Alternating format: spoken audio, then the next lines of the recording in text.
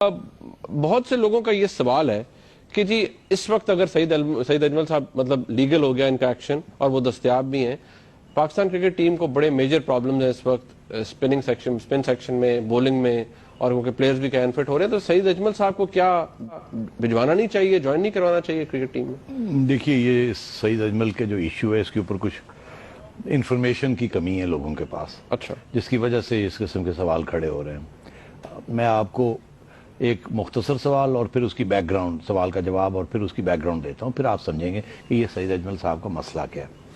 دیکھیے، پہلی بات تو یہ ہے کہ اس میں کوئی شک شبہات کی نہیں ہے، کوئی کنٹروورسی نہیں ہے۔ سعید اجمل پاکستان کرکٹ بورڈ، پاکستان کی کرکٹ لونگ عوام کا ایک سونے کا اثاثہ، گولڈن ایسٹ۔ Golden asset. تو اس کو ختم ہو جائے بات یہاں کہ وہ ہے یا نہیں ہے۔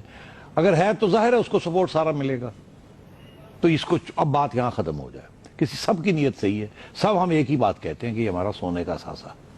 اب آپ آگے آئیں، ان کے ایکشن کے اندر کچھ عرصے سے یہ دیکھا جا رہا تھا کہ ایکشن سسپیکٹ تھا جس طریقے سے وہ گین کرتے تھے۔ اب وہ ایک سٹیج ایسی آئی جس پہ پھر ان پکڑے گئے، وہ مطلب ہے کہ پکڑے گئے کیمرے کے اوپر، کہ ان کو پتہ لگ گیا کہ ایکشن ٹھیک نہیں ہے، اور آئی سی سی نے ان سے کہا کہ آپ اپنا ایکشن ٹھیک کریں، نہیں تو آپ کو کھیلنے نہیں دیا جائے گا، اور ان کو کرکٹ سے کچھ عرصے کے لیے روک دیا کہ پہلے آپ اپنا ایکشن ٹھیک کریں، پھر آ کے ٹیسٹ کروائیں، اور پھر آپ اگر پاس ہو جاتے ہیں تو پھر آپ کھیل سکیں گے۔ پھر یہ سوال کھڑا ہوا، اچھا جی ٹھیک ہے، اگر ایسی بات ہے تو پھر پی سی بی، سعید اجمل اور سارے ہمارے کوچز ہم بیٹھے، تو ہم نے کہا اب کیسے آگے کیسے بڑھنا ہے۔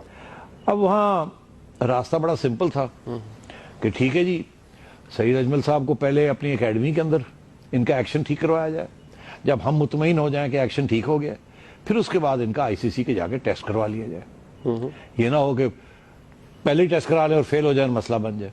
تو پہلے ان کو ٹرین کر کے ٹھیک کیا جائے۔ اس سلسلے میں پھر پی سی بی نے ثقلین مشتاق صاحب کو ہائر کیا، ان کو انگلینڈ سے بلایا اور کہا کہ ان کے ساتھ آپ کام کریں۔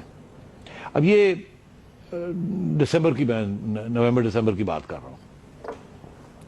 ثقلین مشتاق صاحب آئے، محمد اکرم، ثقلین مشتاق، یہ سب، اور مشتاق محمد، یہ سب انہوں نے بیٹھ کے نیشنل اکیڈمی میں، مشتاق احمد، انہوں نے بیٹھ کے نیشنل اکیڈمی میں سعید اجمل کے ساتھ اس کے ایکشن کے اوپر کام کرنا شروع کیا، اور سعید نے بڑی محنت کی۔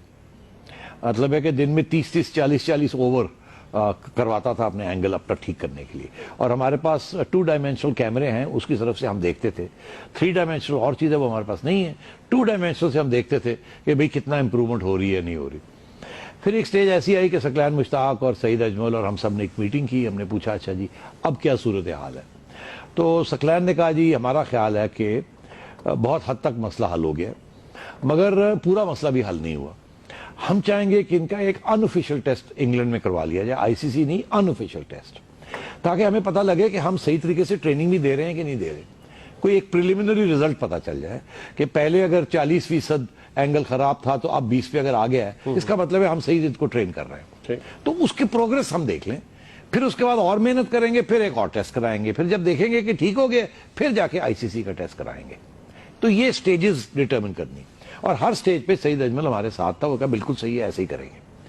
تو پہلی دفعہ جب وہ ان کو لندن بھیجا ٹیسٹ کے لیے اور وہ ٹیسٹ کروا کے آئے، تو پتہ چلا کہ آپ صحیح راستے پہ جا رہے ہیں، بہت حد تک امپروومنٹ ہوئی ہے، مگر ابھی فل امپروومنٹ نہیں ہوئی۔ سعید اجمل کو بھی پتہ چل گیا، ثقلین کو بھی پتہ چل گیا، سب کو پتہ چل گیا کہ کتنی پروگرس ہوئی اور کتنی اور راستہ ابھی کرنا ہے۔ اچھا، پھر اس کے بعد پھر ٹریننگ شروع ہو گئی این سی اے میں۔ پھر ایک سٹیج آئی کہ ان کا خیال تھا کہ اب معاملہ ٹھیک ہے، اب ہم نے سارا